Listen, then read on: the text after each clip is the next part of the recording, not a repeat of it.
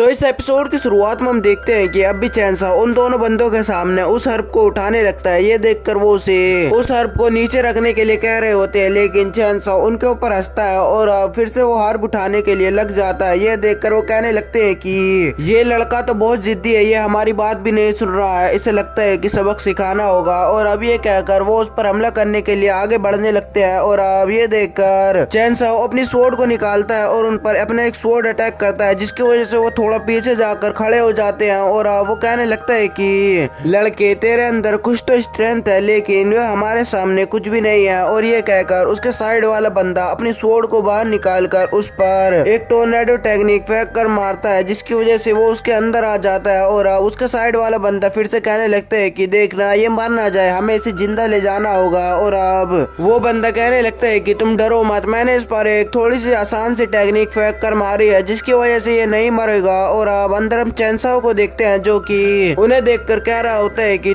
तुम क्या सोच रहे हो कि तुम मुझे आसानी से मार सकते हो, लेकिन ये तुम्हारी बहुत ही बड़ी भूल है। और ये कहकर वो उस पर अपनी स्वॉर्ड से अटैक करता है, जिसकी वजह से वो वहीं पर ही मारा जाता है। और अब ये देखकर उसके साइड वाले बंदे को बहुत ही ज्यादा गुस्सा आने लगता है और अब वो पूरे गुस्से से उस पर हमला करने के लिए आगे बढ़ने लगता है, लेकिन चैनसाओ फिर से उसे पीछे कर देता है। और अब ये देखकर वो अपने अंदर से और भी ज्यादा एनर्जी को बाहर निकालने लगता है। ये देखकर वो कुछ भी नहीं कर रहा होता है और अब वो अपने स्पिरिचुअल बीस्ट को भी बाहर निकाल लेता है और अपने हाथ से उस पर एक बहुत ही बड़ी एनर्जी फेंकने वाला होता है कि चैनसाओ अपने पास से एक स्वॉर्ड टेक्निक को निकालता है, जिसे देखकर वो हैरान होने लगता है कि वो उस टेक्निक को उसके स्पिरिचुअल बीस्ट के आर पार कर देता है, जिसकी वजह से वहां पर एक बहुत ज्यादा ब्लास्ट होता है, जिसकी वजह से वो पीछे जाकर गिरता है। और अब चैनसाओ उसके पास आता है और उसके गले पर अपनी स्वॉर्ड रखता है। और ये देखकर वो डरने लगता है और ना मारे जाने के डर से वो कहने लगता है कि मैं तुम्हारे डावी के डिसाइपल को जानता हूँ कि वे कहाँ पर है, और इसके लिए पहले तुम्हें मुझे छोड़ना होगा। और वो उसके एक डिसाइपल का नाम भी बता देता है। ये देखकर उसे उस पर यकीन होने लगता है। और अब लेकिन चैनसाओ वहां पर सोचने लगता है कि क्या ये मेरे साथ कुछ धोखा तो नहीं कर रहा है। और अब ये देखकर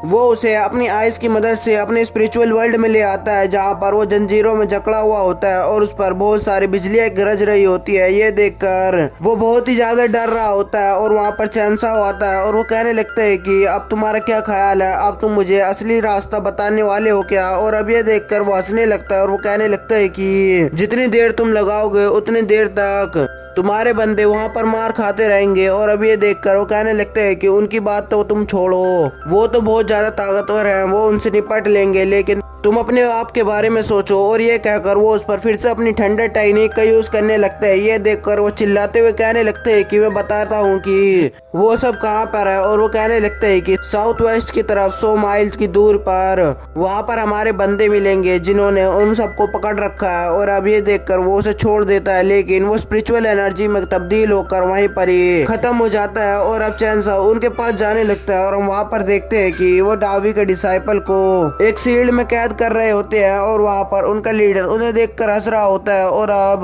दरअसल उन्होंने अपने आप को बचाने के लिए वहाँ पर एक शील्ड लगा रखी होती है और वो उसे तोड़ने की कोशिश कर रहे होते हैं। और अब उनका लीडर कहने लगता है कि मुझसे सब्र नहीं हो रहा है, उनकी शील्ड जल्द से जल्द तोड़ो और फिर बाद में मैं इनको सबक सिखाने वाला हूँ। और अब ये देखकर वो उन शील्ड को जल्दी से जल्द तोड़ने की कोशिश कर रहे होते हैं कि वहाँ पर वो सारे एल्डर जिसने उन शील्ड को बना रखा होता है वो थकने लगते हैं, जिसकी वजह से उनकी शील्ड और भी कमजोर पड़ने लगती है। और अब चैनसाओ उस शील्ड को देखने लगता है और उसके पास जाने की कोशिश करने लगता है। और वहाँ पर हम और भी बंदों को देखते हैं जो कि उनके बारे में बात कर रहे होते हैं और वो कह रहे होते हैं कि अब वो शील्ड के अंदर फंसे हुए डिसाइपल तो सारे मारे जाने वाले हैं, और मैंने सुना है कि उसके अंदर कुछ लड़कियां भी हैं, जिसकी वजह से वो उनके लिए बुरा फील करने लगते हैं। लेकिन पीछे चैनसाओ आता है और वो उनके सामने आने लगता है। ये देखकर वो उस पर हमला करने की पोजीशन में खड़े हो जाते हैं, लेकिन वो वहाँ पर कुछ चीज को देखते हैं, जिसकी वजह से वो हैरान हो जाते हैं। और अब यहीं पर यह एपिसोड खत्म हो जाता है। 美女，我看你还是乖乖从了沈公子。嘿嘿，沈公子乃我百朝10大新秀之一，这么好的机会可要牢牢抓住了。滚！本公子最后给你10息的时间，好好考虑考虑。